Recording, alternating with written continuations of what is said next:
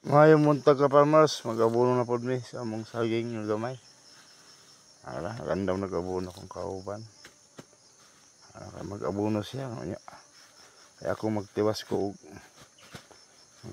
og abri puno. Ug amin human gahapon. Farmers, pero abonuhan na mo gamay oh. May pa kang saging eh. May pa kang saging ara. Amo nang abri punuan gahapon. Yang abonuhan karon kay sud adlaw muli na pud mi. Farmers. Muli ni area ako di farmers oh.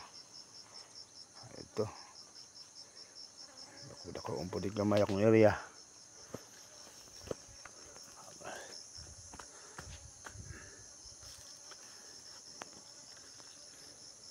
Farmers kasi ugod sa abono. Ayang abonuhan. Ang gamay. Dili palibot ni kun. Dana. Subli gamay sa punuan gamay. Meron ka na. Suda. Desa baw lay butang kay mo dahili man na inig butang yapo kon.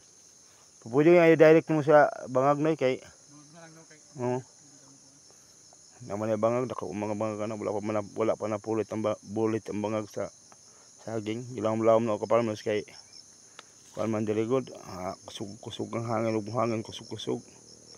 Kung di ni mo laom mo mamunga na siya, ni kumunga niya bugat ang bunga magiyah og hangin. Sayang kayo. Sa katuig nimong paabot niya. Tumbahon na sa hangin niya na bunga. Di pa man siya matumba og wa pay bunga. Niya siya matumba og nanay bunga kung mabaw nimong pagkatanom. Manunli ka farmers. Laom-laom yung pagkatanom mga sobra piin ako ang bangag diha. Bahalag dugay siya magbangag. Farmers no, may buntag sa inyong tanan. God bless sa inyong tanan ka farmers no.